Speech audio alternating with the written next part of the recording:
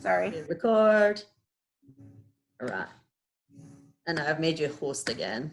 So don't badmouth anyone while we're on this because Suzanne's recording. All right. Okay. Today we're going to talk about choice training. I hope you guys had a chance to read the handout, but if you didn't, that's okay. Don't feel shamed because it's a really simple concept. And so just in a nutshell, what it is shaping by successive approximation at the same time as using creative reward placement to get an animal to interact with a scary thing or go to a scary place. So it is pretty simple. If you guys don't know what shaping by successive approximation is, because some people might not, it just means when you have a goal behavior. So let's say I wanted my dogs to, if I wanted one of my dogs to open the fridge and grab me a beer, they're not likely to do that naturally. So I might, reward them for looking towards the fridge and then taking a step, then 2 steps, then 3 steps towards the fridge, then touching, the door handle with their nose, then grabbing it and pulling it. I mean, it's more complicated than that, but basically it's just rewarding behaviors that more and more closely approach your goal behavior. And it's the type of training that we've used usually to teach more complicated behaviors. In the past, we've used it to teach fearful animals to approach scary things, but it's not always the best thing for that. Not if you don't use creative reward placement. So when you're a trainer, you really quickly learn that reward placement is everything. And usually when you're using shaping, you want to put your reward where you eventually want your animal to be. But in the choice training, we deliver our treat away from where you want the animal to be. So it's kind of counterintuitive. So why would you want to do that? Well, first of all, actually, maybe you guys want to see a cool video of Chirag Patel shaping a behavior in his little puppy. You guys want to see that? It's got a puppy in it. Okay. Okay, so here you go. So Chirag Patel is a trainer. Can you still see me? I'm like, because I can't see you, but I want to make sure that you can see. We can see you, but we can't see the video. Oh, okay. Sorry. Oh my gosh, I'm so old and don't know how to use this stuff. Okay, share screen. Okay. Oh my gosh. Okay. It's giving me so many different options. Okay, how about that? Yes. Okay. So Chirag Patel is a trainer who I really admire, and there's very few of those.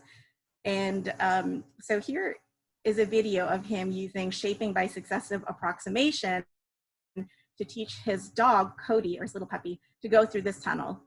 And so I'm saying shaping, I mean shaping pure without any luring, without anything else. He's just using shaping and then placing the reward in the classic place where we would place a reward with a non-fearful dog.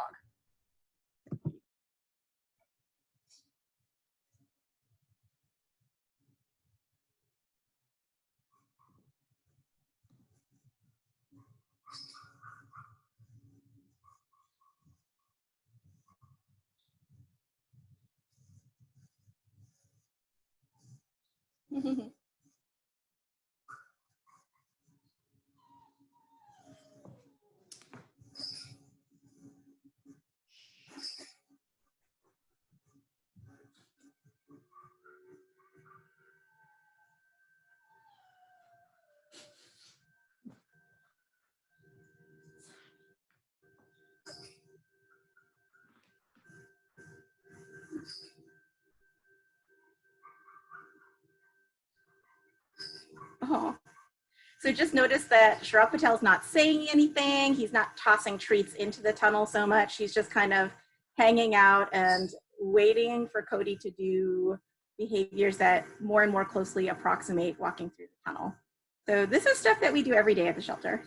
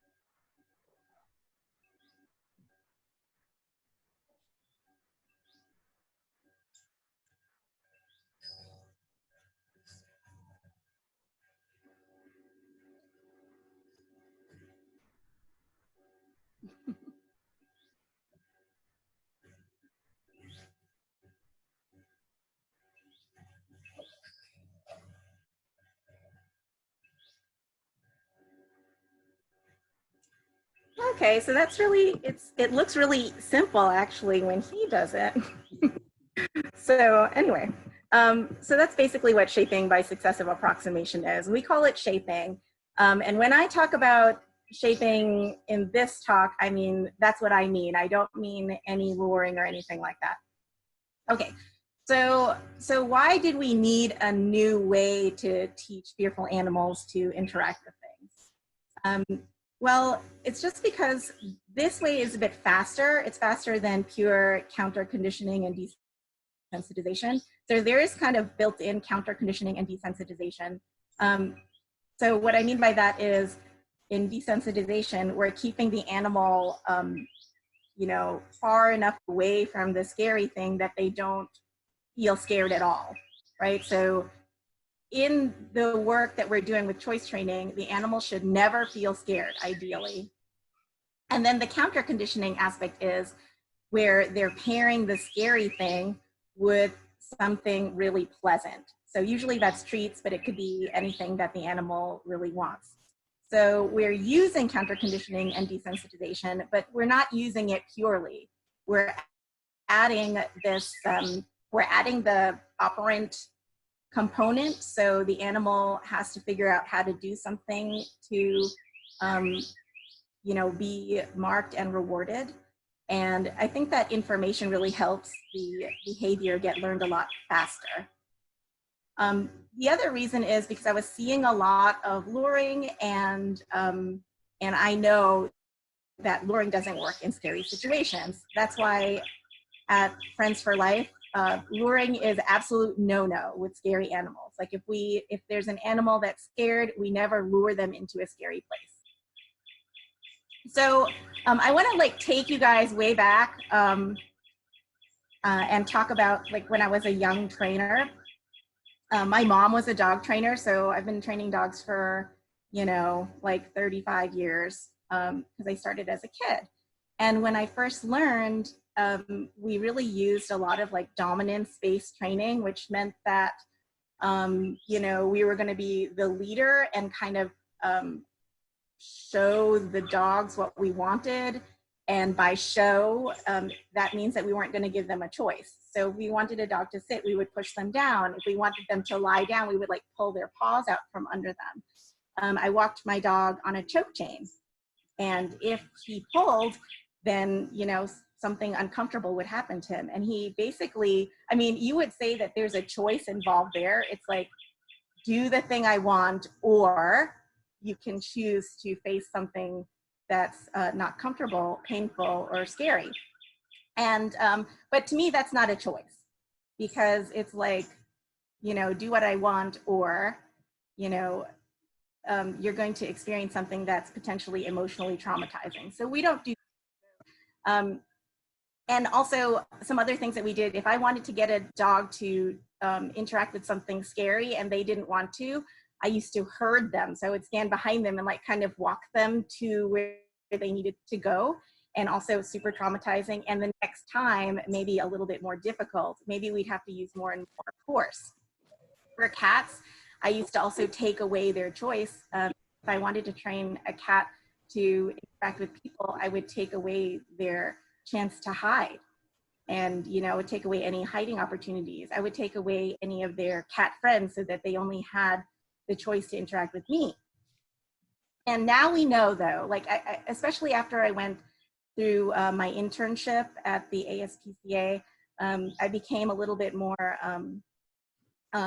evidence-oriented, which I think is really important, because if you want the quality of your work to be the best, then you should really read up on the literature, because the science is out there. And so there is data that shows us which are the best ways of training in terms of reducing the emotional stress to the animal, and also increasing the efficacy of our training.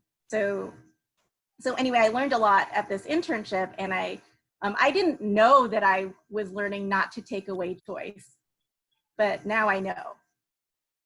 So anyway, okay, so I was like, okay, now I'm a positive reinforcement-based trainer. I don't, you know, subscribe to those dominance things because, you know, because I read the papers, and basically unanimously accepted that, animals don't do things out of dominance. Exactly.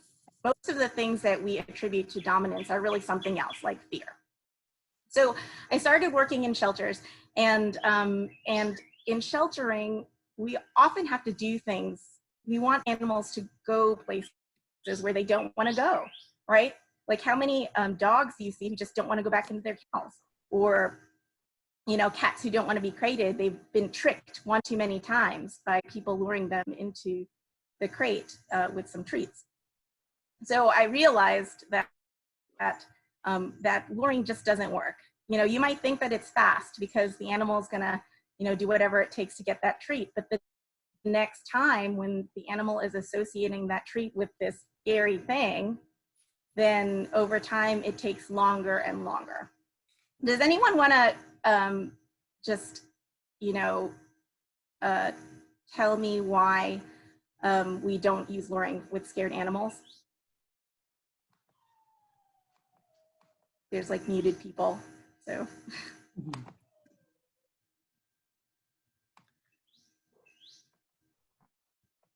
I'm looking at Beth. Sorry, I was trying to find the unmute button. I know.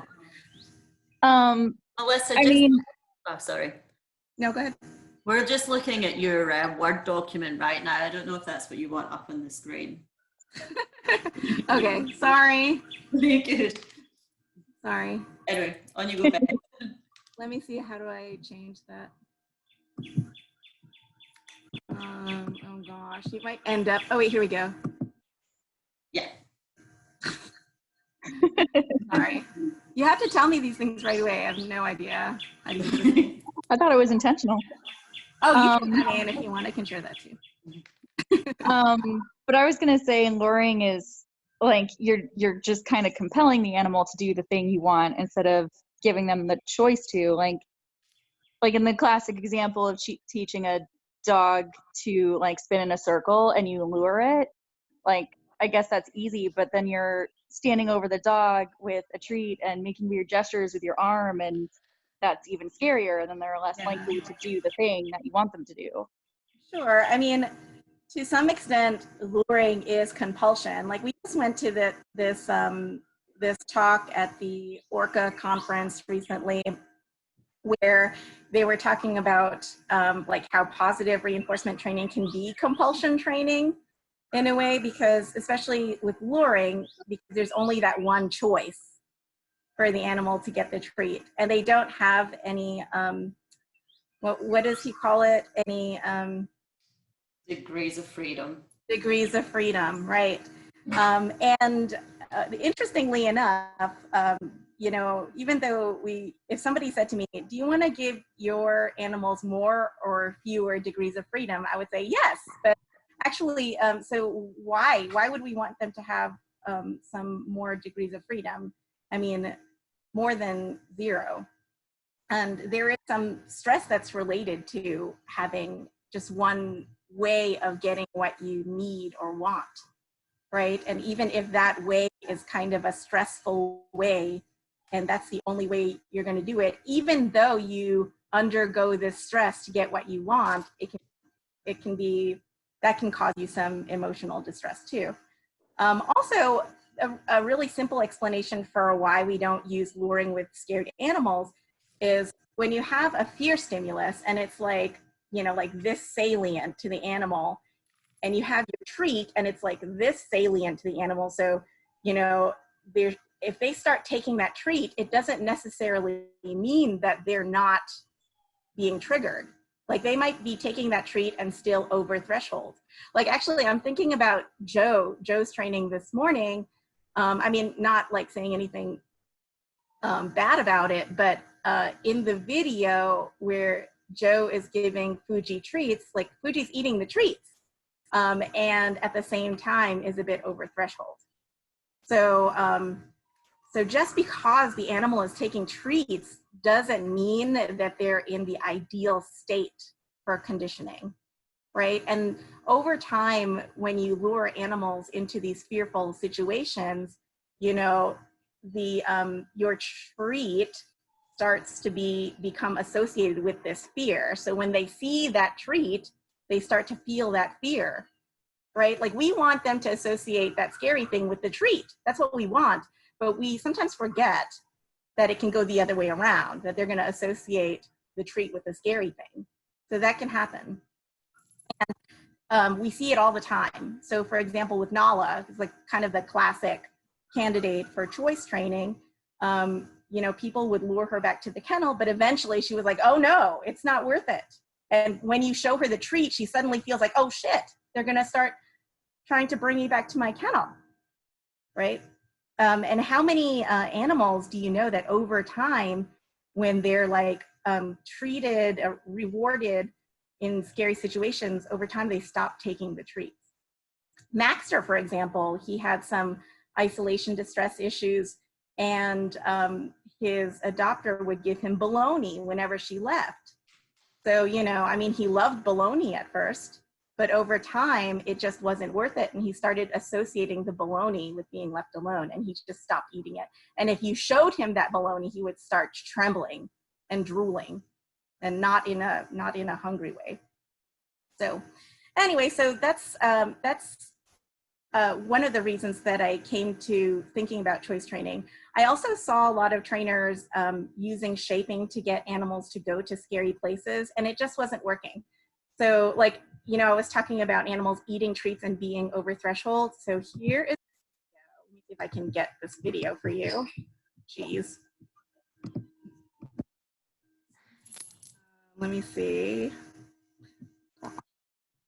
So anyway, there's this video that I'm going to show you that it's also Chirag Patel from like 7 years ago, and he's shaping going downstairs in this animal who's pretty scared, and it's a dog, sorry, and you can see that even though the dog is going down the stairs, that the dog is over threshold. So here, let me try to share the screen again. Okay, this.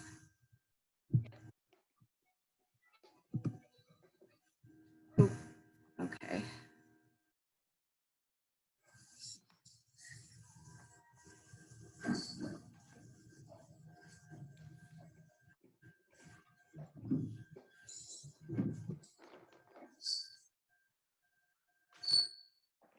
Gosh.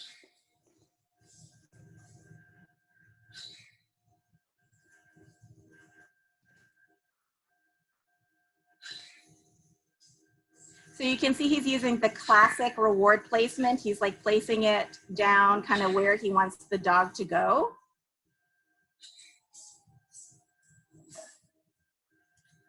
And I mean, he says he's giving the dog a lot of choice because the dog's got a loose leash and the dog can back up. But look at the dog's face, and you look at the dog's body posture, and you can see that the dog is under a bit of stress there. So that's something that we would want to avoid.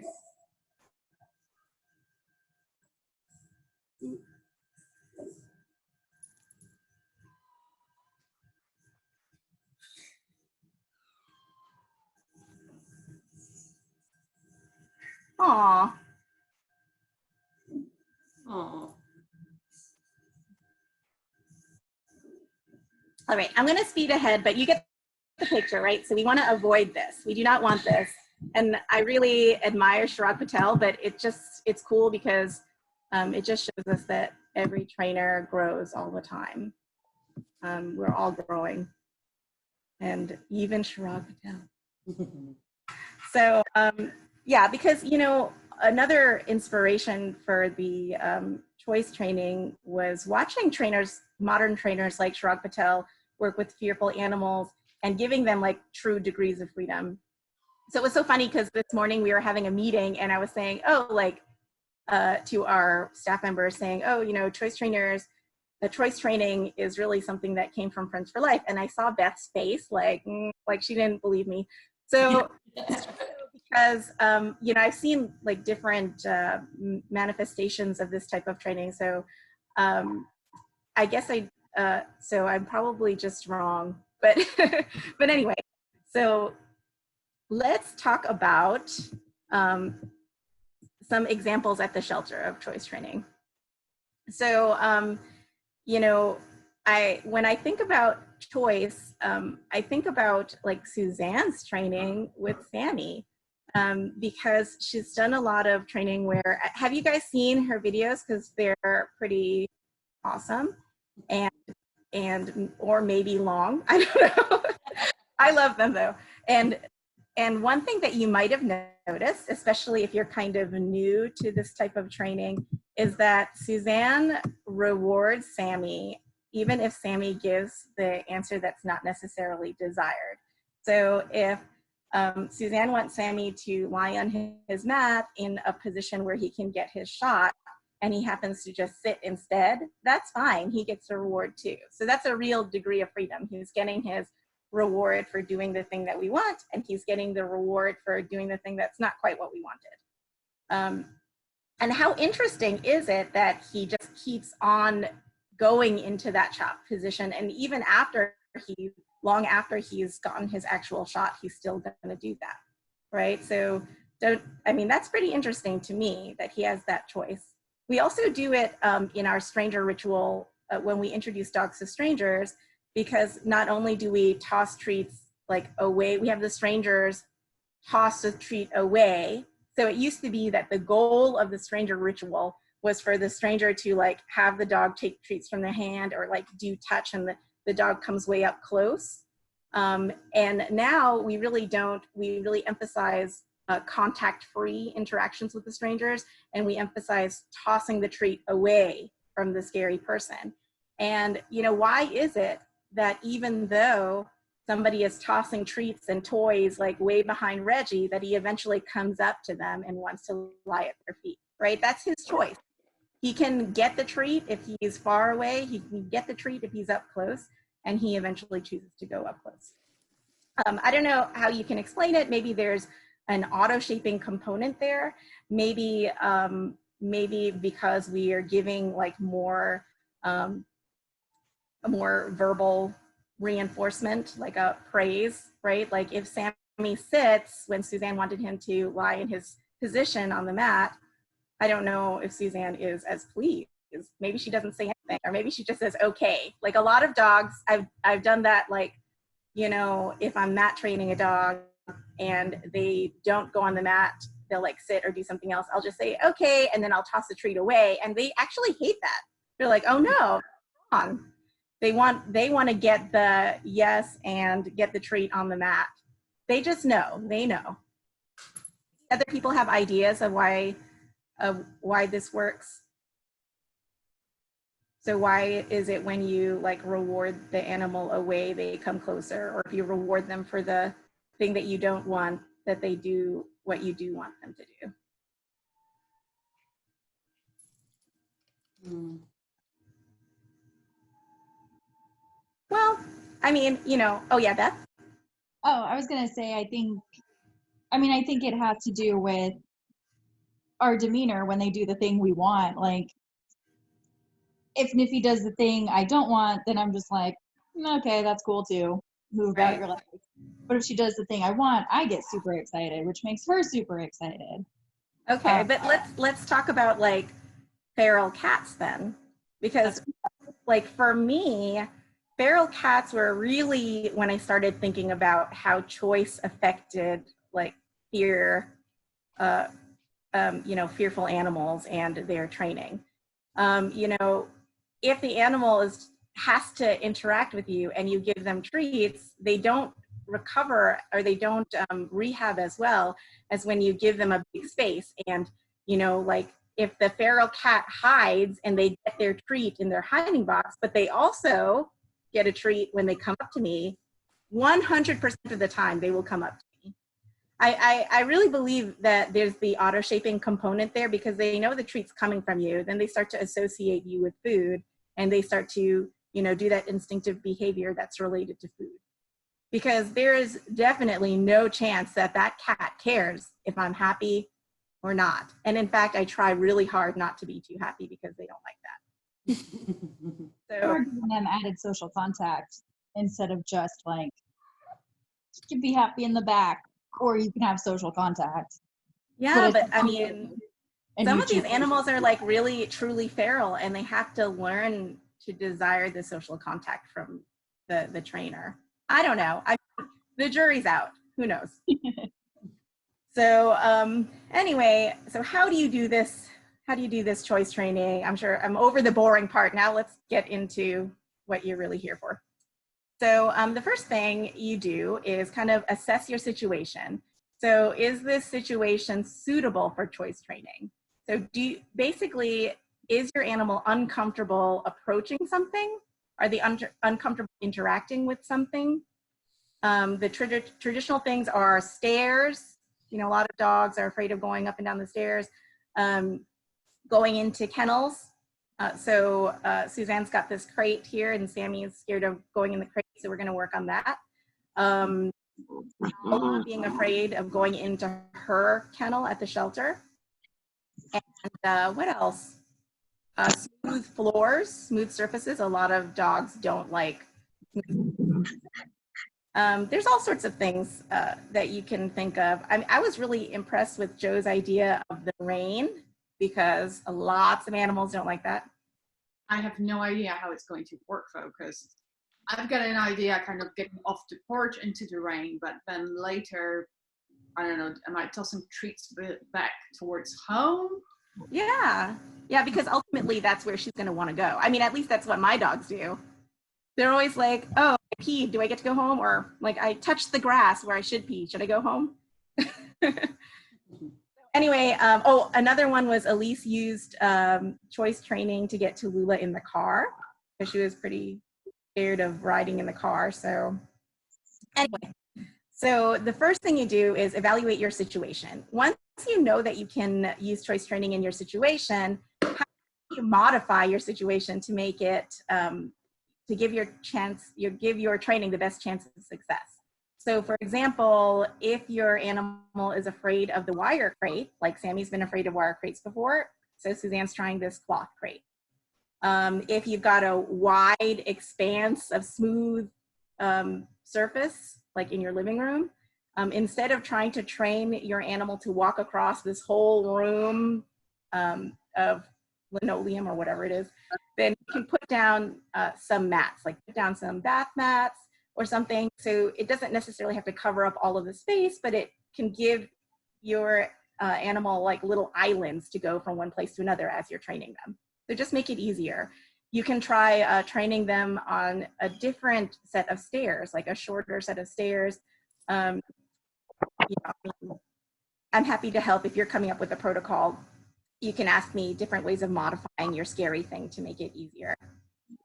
And so you're going to also think about what your animal will do around the scary thing where they're comfortable, where they don't show any signs of stress. So, you know, with Nala, I worked with her in the choice training to get her to walk through the cat hallway because she really hated doing that. And we actually started way away from the cat hallway. We started outside, outside the entrance to the shelter, because I could see that she was super comfortable there. I didn't want to risk getting her any closer because as soon as the animal shows any sign of stress, then you're already losing, right? So you want to be quite far away. And then you also want to write down what your goal behavior is. So you're going to sit down with a piece of paper and just write those down, like where are you starting from and where do you want to go? It's really important to know the potential steps because sometimes training happens faster than you think, and you don't want to be stuck in a position where like you don't know what to do and you miss a chance to reinforce a behavior or potentially overexpose your animal. Okay, so Suzanne is going to tell us a little bit about her plan, like what does Sammy do now and what your goal behavior is, Sammy. So up to now, Sammy has, ever since we first got him, he's been really scared of the crate or the puppy pen. So do you hear him? He's so demanding in the background. So to the point, he won't even look at it. So he won't go near it. He won't look at it. We did a little bit training for a little while. And it got to the point where he would sniff the crate, but that was about it. So that's where we're starting from. He just won't go near it. Yeah. So the plan is really, so as soon as he comes in today, I'm going to start rewarding him, whatever he does. I'm hoping he will look at the crate, and as soon as he looks at it, we can reward it. And then we'll just build up from there to, you know, him approaching it, hopefully 1 foot in, maybe 2 feet in. And really, my goal would be ideally to get him to be able to lie down in there and just relax. So, Can I ask you a question? yes. Like, how have you set up your crate to kind of make it an easier, scary thing? And like, what about also the location of your crate too? So ideally, this crate is not in the perfect location. I've had to put it here because of the setup of the bedroom. So normally I would have the crate down by the side of my bed, so he's close to us. We know he likes to be close to us. So I put him here. Yeah, so traditionally I've tried to set the crate up in the kitchen, and he really didn't like that, but then he is a little bit scared of going into the kitchen as well. So that might be one issue. We've tried setting up the crate in the living room. The challenge with the living room is all the other animals love the living room, so I find all the other animals in the crate and not Sammy. So that's one of our other big challenges that we find. Having multiple animals, keeping them all out of one space is a bit hard. So the bedrooms are really the space that we can keep the animals out of. How about like when he walks through the door, do you think that he might feel a bit ambushed by the crate because it's just right there on the corner? He may be, well, he's going to, definitely see it when he comes in. The challenge is, I don't know where else I can put it, where everybody's going to see it, unless I move.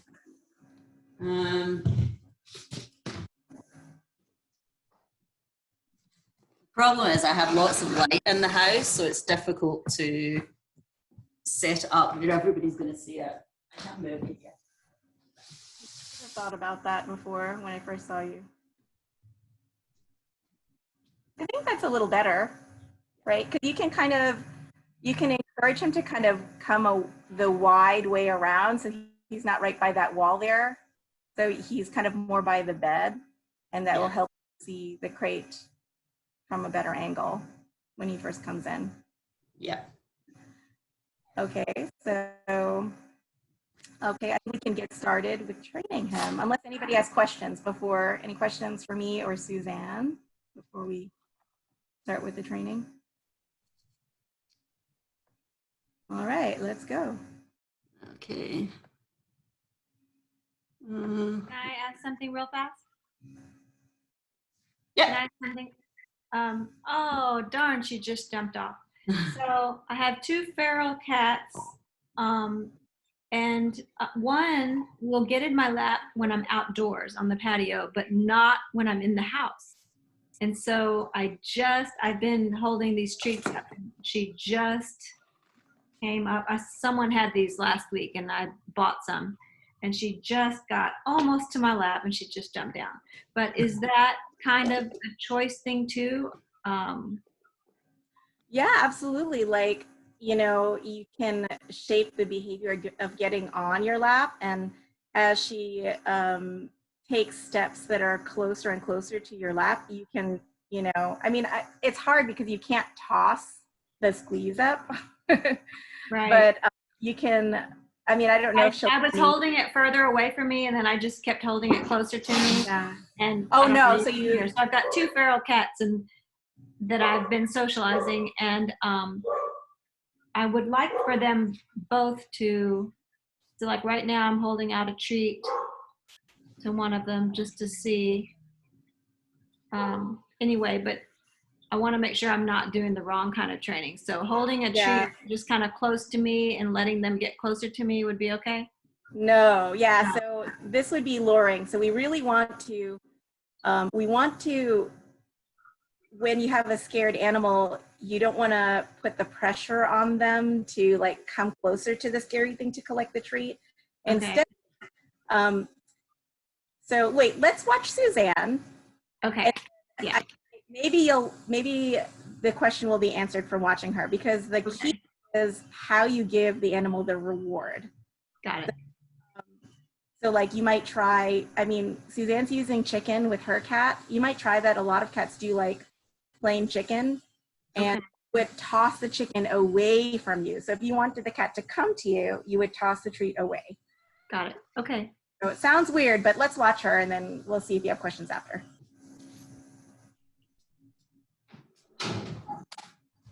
Okay.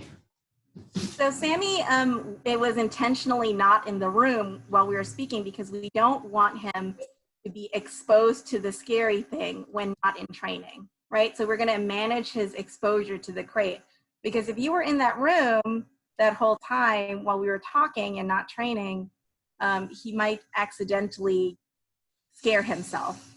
You know, like he might approach it and then, you know, and then get pushed over threshold. So when really important thing in choice training is you want to manage the animal's exposure to the scary thing.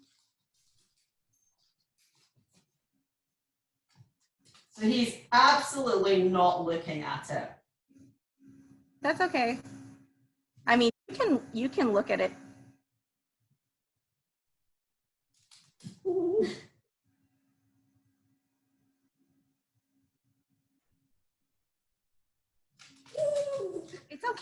It's okay to reward other things that aren't like looking at the crate. Yes. So I'm trying when he goes away from the crate to reward him when he kind of glances at it. Yes.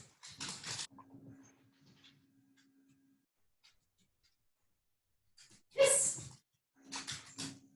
Yes. Yeah. Oh.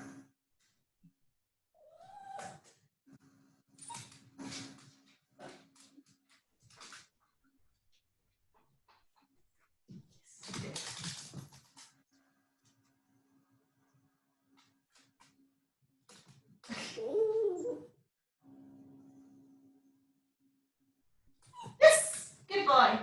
Oh, there was a treat there. Yeah. Did you put treats in your crate? Was that? Did you put treats in your crate? No. I mean, Oh. it's good boy. I did it because I knew the cats would steal it. Oh. Oh, yes. Good boy. So like it's okay to set up your crate with stinky stuff in there, you know, scent enrichment, things like chamomile and vanilla. And it's also okay to put treats in there too. It's not the same quite as luring because there's not the social pressure involved. So, you know, it's not quite the same. And of course, it's, you know, it's up to you to use strategic reward placement. So to reward your animal away from the scary thing, so that if they do come and try to investigate the treats in there, that they don't accidentally push themselves over threshold. So you don't want them to like walk into the crate and look all scared and then take the treat and run out of there. You don't want that.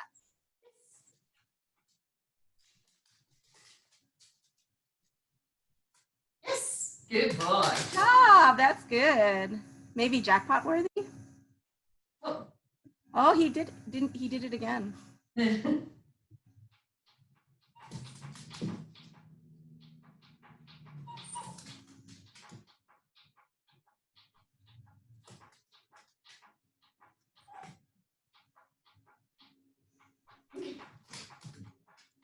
Yes. Good boy. Yes. Oh, good, good, good.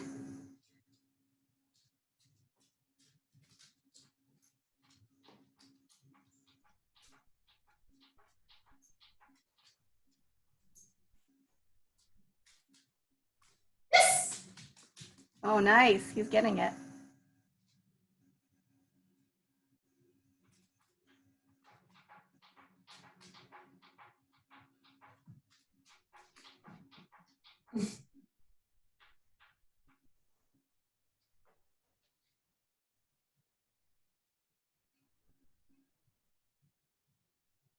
Yes. Oh. Away.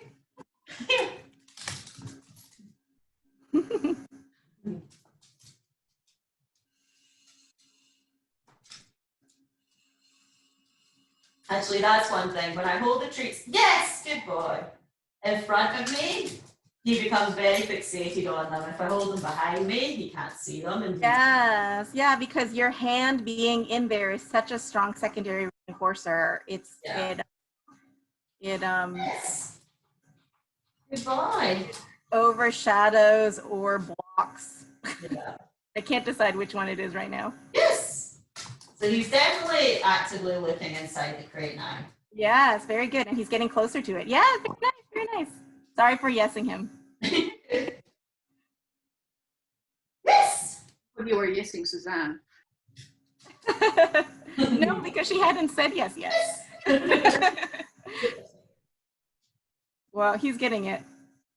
Super. Yes. Yes. Good boy. And you can see by his body posture that he looks totally comfortable with approaching the crate from that distance and looking at it. Yes. Nice.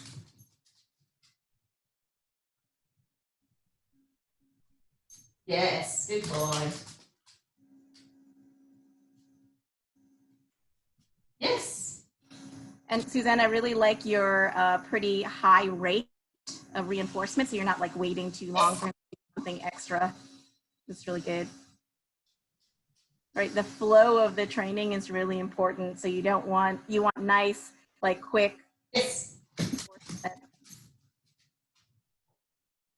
Yes.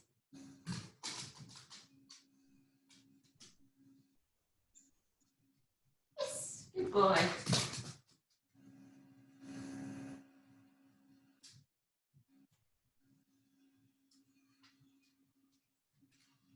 Yes. Good boy. Closest. Yes. Yes. So while Suzanne's training, do you guys have any questions? Yes. Good boy. Yeah, Michelle? Is there any difference to when you say yes or when you say okay? Yeah, Suzanne, you want to speak to that? Yes, I guess I say yes when he's going to when he's done something as a reward. I say okay when he's done something, or to release him really. So if he sits or lies down, then I'll quite often say okay and then toss a treat, and that's more a release signal to him, opposed to yes, he's going to get. Oh, there we go. Yes, he touched it. Thanks, Melissa.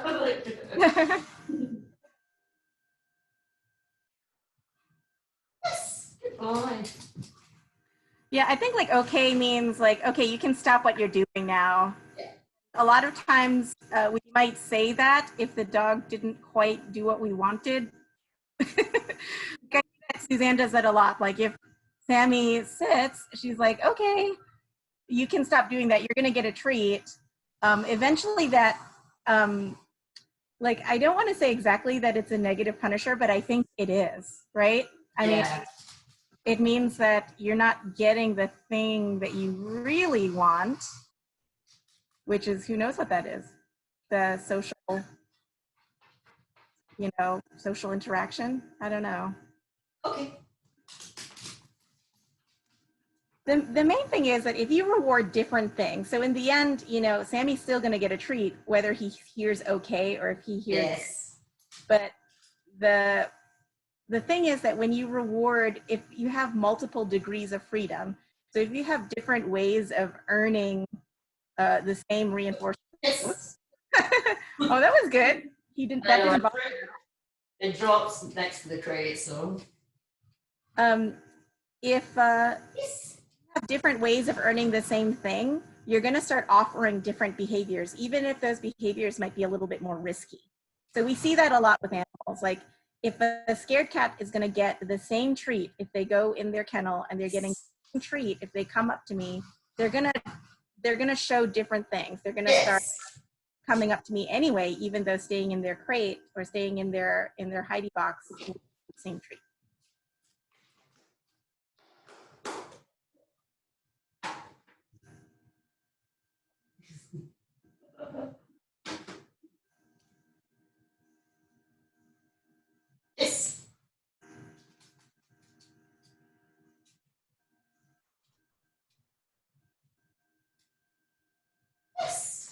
boy. So Michelle, you could probably see that like if the crate were your lap and Sammy were one of the cats that you're working with, as the cats get closer to your lap, even though they're far away, you can still reward them and you can toss the treat, you know, beyond in the direction that's the opposite direction from your lap. Because you can see that even though Suzanne is tossing the treat away, he's still coming up close to interact with the crate. Okay, so I'm just going to keep talking, but we can just keep watching Suzanne, if that's okay with you, Suzanne. It's not going to be too, I don't know, distracting. Okay. So, so anyway, let's say that Sammy gets to his goal of going in the crate. Yes. Okay. What's next? I think this is a big question for people. You know, what should we do next? It really, when I was writing the handout about choice training, this was the hardest part to write. It's just because what you do next really depends on the situation with the animal. So like with Nala, we weren't, you know, at least I wasn't sitting there doing choice training with her for like, you know, 15 minutes over and over, walking her over and over to her crate. Like I might do it once or twice each time that I did the choice training. So I would start from scratch and I would, so let's say step one is, ooh, that looks good. Step one is, you know, looking in the direction of her kennel, and step two is taking like one step, and step three is taking 2 steps, and so on and so forth until she walked all the way to her kennel. You know, I would start all over at step one, almost, you know, like for the first few times that I worked with her.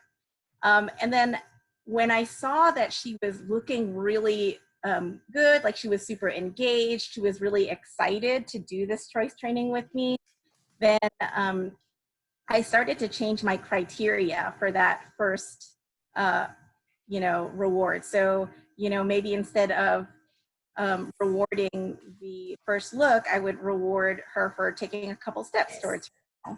I knew that she was ready because of how confident she looked, but also she was naturally just kind of grouping steps together. So she would just like do step 1, 2, and 3 just in a row.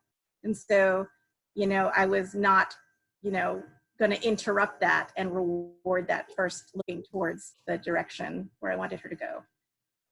But like, let's say that I was spending more time in each session going over the whole route. I might have done things a little bit differently. Like I might have put a step one on a variable or partial reinforcement schedule. So like sometimes not reward them for step 1 and just reward them for step 2 until they were going right till step 2. And then, you know, eventually put step 2 on a partial reinforcement schedule. It's just to like prevent frustration. So those are the potential ways of going, but eventually the goal is for you not to have to give your animals quite so many treats and just kind of, you know, treat them when they get all the way to the kennel. I think this was like a huge kind of point of confusion when we had volunteers using choice training to get Nala to the kennel. Does anybody have any other, you know, kind of anything else to contribute to?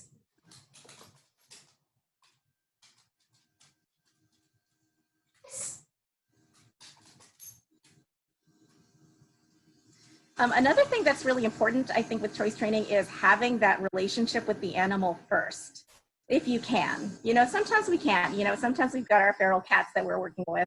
But if you can build that relationship first, like Suzanne has this amazing relationship with Sammy, and he's more likely to do things around her because he associates her with safety.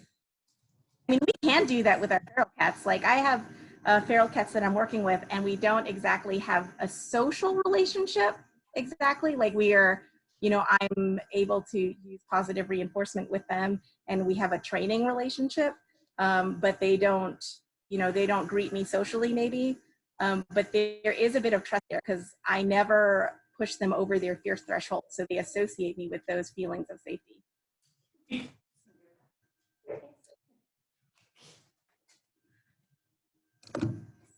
How many minutes should you try to do training each day?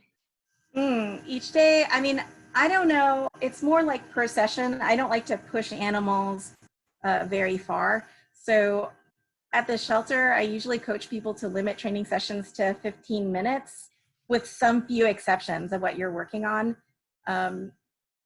And because I think that it's easy for the person to just keep raising their expectations over and over and over until you've been training that animal for an hour. It's really addictive.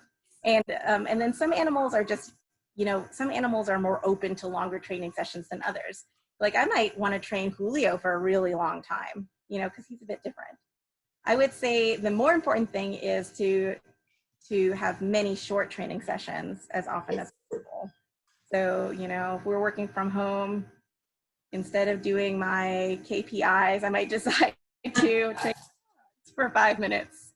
Or instead of like rewriting protocols, I might decide to do training with my dogs just for a few minutes. And that's so much more helpful than training them that one time over and over again.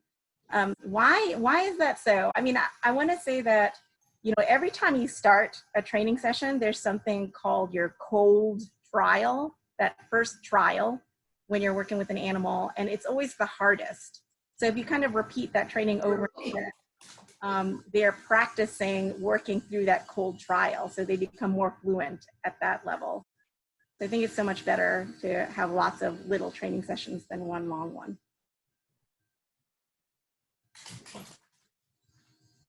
So what do you think, Suzanne? What's your impression? I think he's looking really comfortable. Oh, that's good.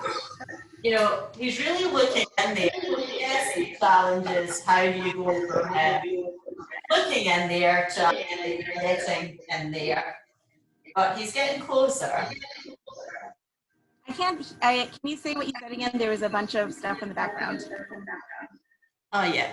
So what I said is he's absolutely getting closer and closer and looking in the crate. But sometimes that next step is actually sniffing it or touching it. Oh yeah, I think you guys have to mute yourself. I mean Emery and PC. I have a question. Oh, okay. Go ahead.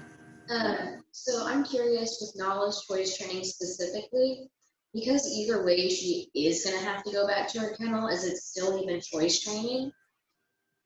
I mean, it is because if she goes away from her kennel, she can. I'm hearing some reverb. Why? Yeah. See, Emery. Maybe like, oh, that's better. That's better. Oh no, it's not better. It's I think we're getting some feedback from Casey and Emery. Uh-oh. Now we're, are we?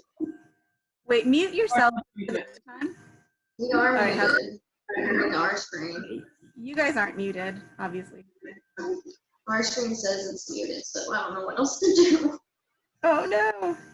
Oh, I think it's better. I think it's better. Okay.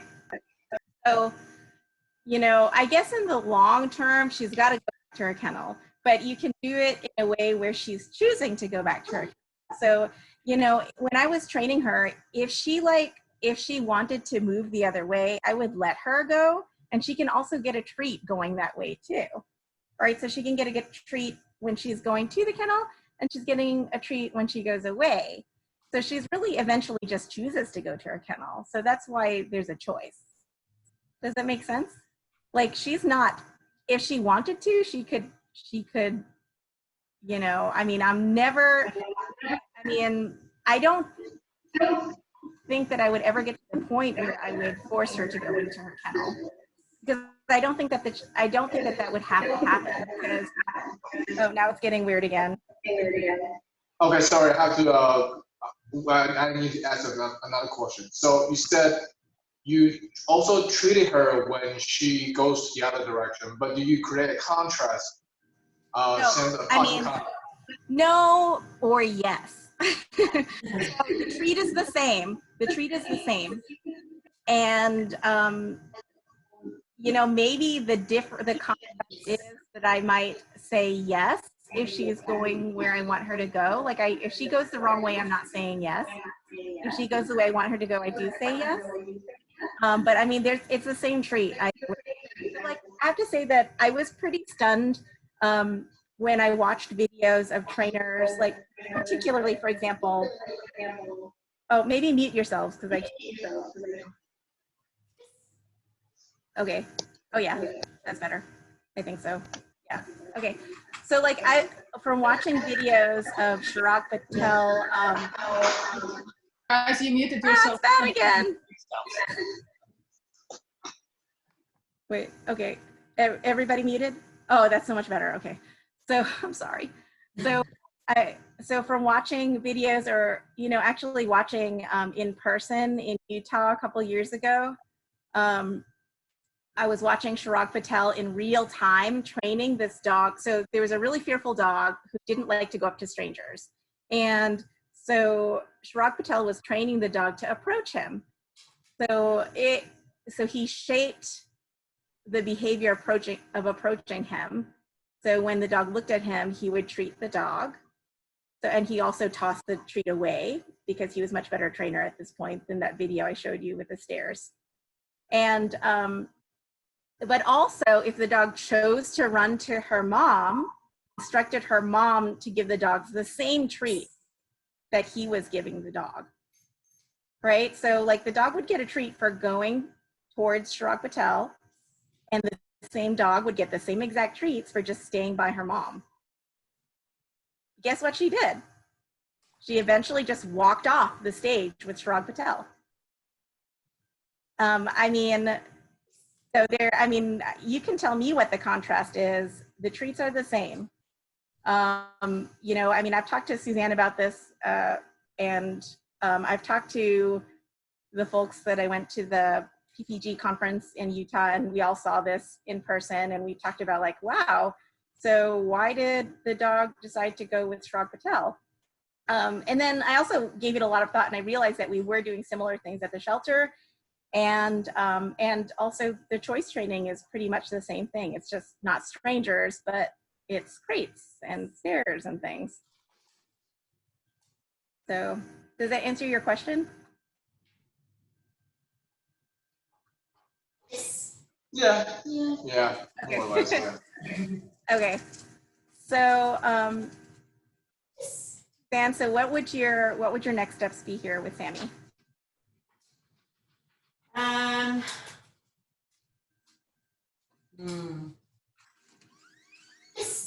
So right now I'm trying to reward him because when he's glancing at it sometimes, and then he's giving it a longer look. Yes. Oh, so like longer looks, yeah. Or the longer looks. I guess it's where do we go to from here? Yes. Good. Oh, that was a good one. Yeah. Are you like giving him jackpots? Because I can't tell if you are or not. Yeah, I am. So they're trying to give him a jackpot. The problem is there's chicken all over the floor, so he's giving himself jackpots every so often. Yeah, I wasn't sure. Sometimes he would look like he was collecting a whole bunch. Yeah, sometimes he is. So I am giving him jackpots, but it's quite yes, good boy. It's quite obvious when I give him jackpots because it's kind of free, but he's just hoovering up everything. Yeah, so it's past 3 now. We've been talking for quite a bit, but I think we did fine for time just because we started a bit late. But anyway, I could totally watch Suzanne do this for ages personally. But if you guys don't have any questions, feel free to head off. Thanks to everybody for coming. I hope that you guys figure out ways that you can use choice training at home. Really, the applications are endless. I keep hearing things all the time that I hadn't thought about when I wrote up the choice training protocol. Thank you. Thank you. Well, next time it rains, I'm going to try it with Fuji and see how it goes. I wonder if you could just kind of do some shaping exercises with her in the same place as, where you plan for her to go when it's raining, just to kind of facilitate that behavior, because eventually she'll kind of know where you want her to go when it is raining. That might make it easier. Well, it is just getting off the porch. Well, I mean, no, so like the more specific you are at your goal behavior, the easier it is. So like I would say have a specific place where you want her to go.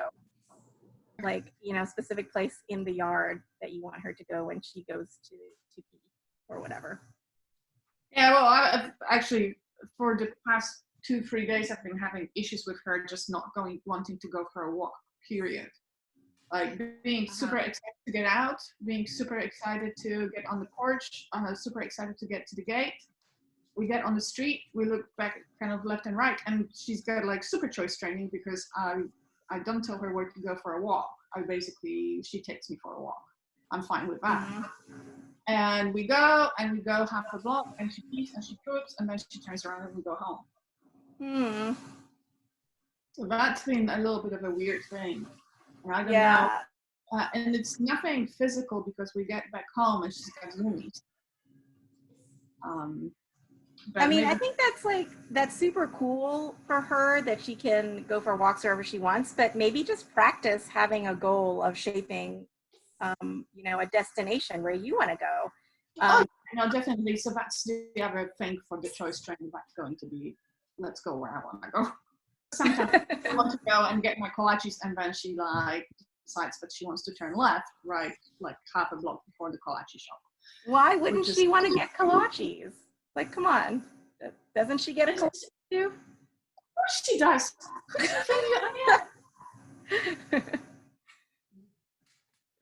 What kind of person would not give their dog a kolache?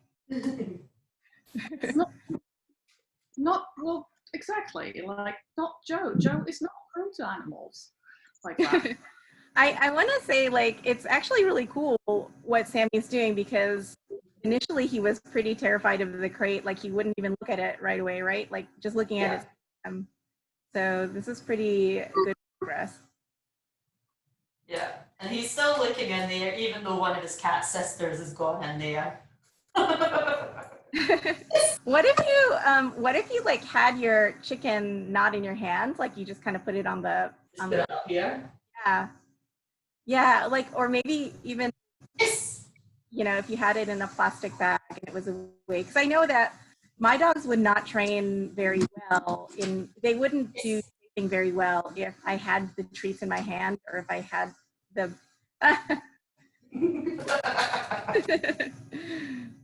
yeah, like if I had my hand in the bowl, like the hand in the bowl thing. Yeah, it's definitely, if I'm holding it in front of me and I've got my hand in there, it definitely distracts him. Stripey's giving me eye contact. I'm sitting. I know, so cute. She's like, I'm doing what he's doing, before she was like looking in there like, hey. There's in the crate too, is there? You should reward the cats when they go in the kennel. I know.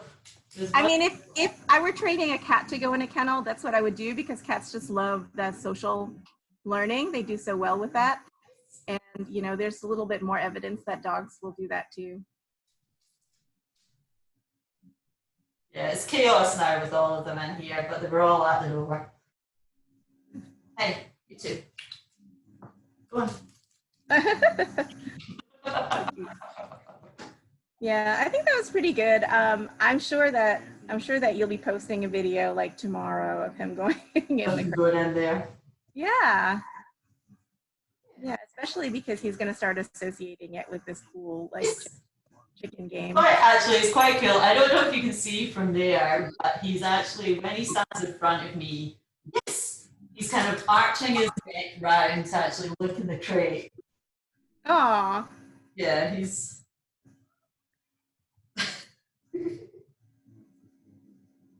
Yes. See, even the tick. Yeah. I'm curious if you tried, like, I don't know if he likes smells, but like some dogs really like different scents. So if you like, I don't know, put some catnip in there or some silver vine, or you know, like different smells. Lavender in there, but it might be. Yes, good boy. My cat's been wanting her crate ever since I put like a little heating pad in there. Oh yeah. Mhm. And she, even though it's a crate, but you know, she goes into the vets and she just loves that place now because it's got the heating pad. Oh my gosh, I think I have to go because I have another meeting. Yeah. Oh no, I'm fine. I'm a fine person. Yeah, like I was when I was doing my reading for the auto shaping talk last week, I was reading about like using warmth as a primary reinforcer, and like auto shaping with warmth is something that they use a lot in the research. That's very interesting. And you can get, it's just like the heating pad for the animals, so it doesn't get very hot. So you can just leave it on, you know, all the time, just plugged in and left in there with like a towel or blanket on top of it. Yeah, yeah. I mean, I think that would be like a really cool idea for cats at the shelter if we had something like that. Yes. I mean, that's why at the shelter it's so easy to teach cats to go to a mat, right? Because you have the concrete floor, and then you put this mat down, and it's like so soft. So you basically have the most trouble getting the cats off of the mat. Yes. Good boy. Hey, Celine, how are you doing? She on mute. I'm fine. And you?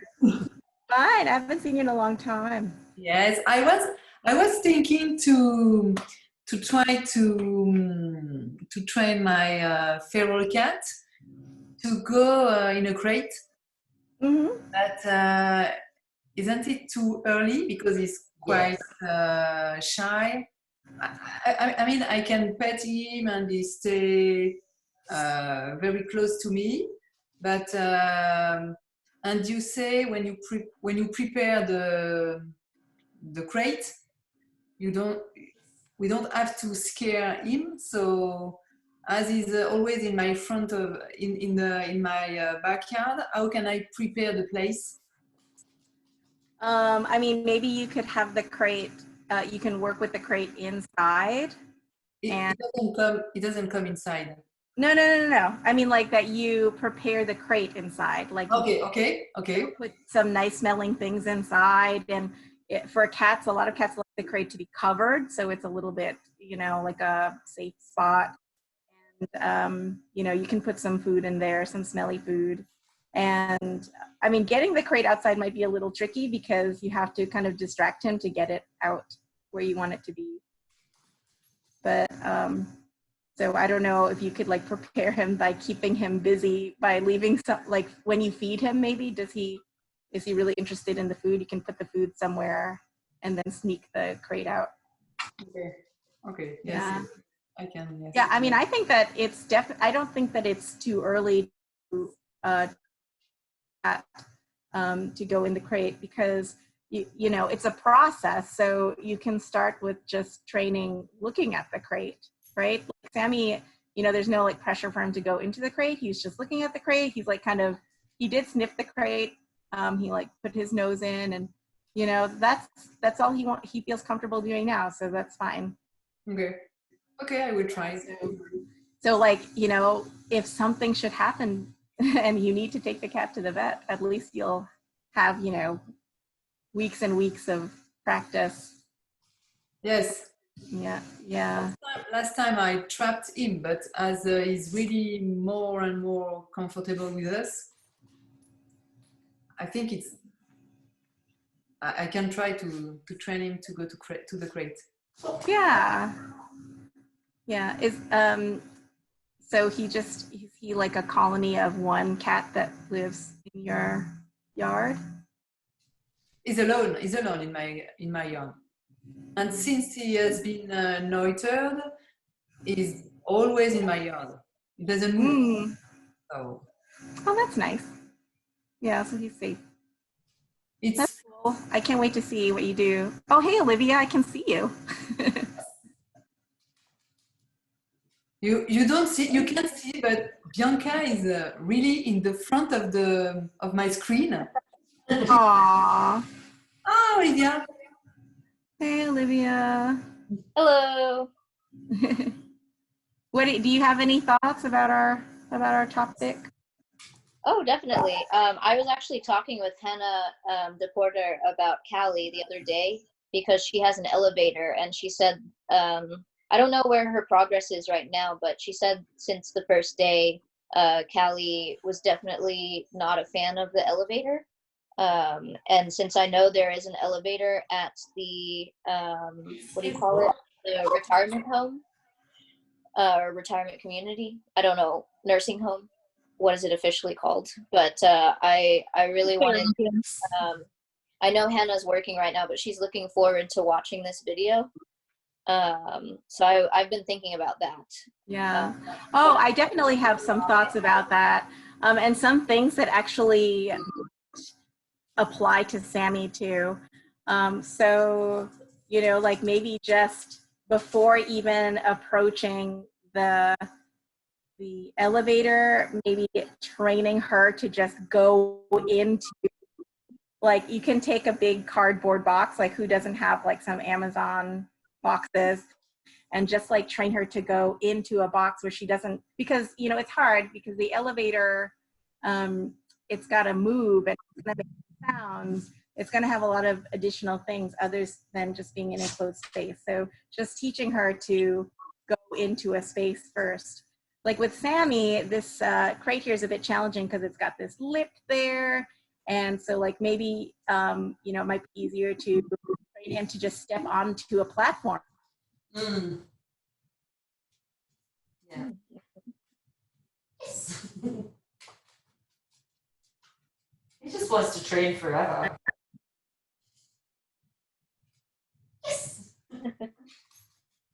Yeah, that's what I was thinking about for Callie, is there are so many different, like you said, things, including all the sounds that it would make, and even the rumbling and stepping into the box. And perhaps there are a bunch of random people that she would encounter, but it's Callie, so she'd probably appreciate that.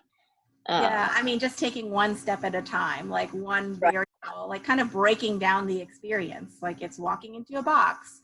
It's, you know, the sounds, it's somebody, you know, going up to people that you don't know. It's, you know. It's similar to that presentation we saw, Melissa, about the horse getting into the horse float.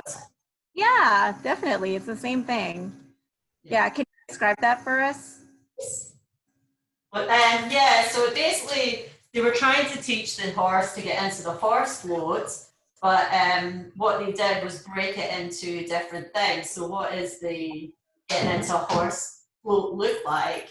So part of it's going up a ramp, part of it's going into like a big black box. So they kind of broke it up to just the horse kind of walking up and down a ramp. So the horse kind of got used to that, and then they built like a tunnel, but it was like an uncovered tunnel. So the horse would walk through the uncovered tunnel, and then they would put a cover on the tunnel, and then they would turn it more into a box style. And then finally, pretty quickly, I think the first introduction of the horse actually walking into the tunnel. Yes, good boy. Oh, that was a good one. He thought about potentially going in there. Yeah, because because the horse had experienced every kind of step of the different things, he kind of just went straight into the horse float. That makes sense. Yeah. So I mean, it's just about breaking down the different aspects of that experience and just doing training around each one of those, and then putting them slowly together.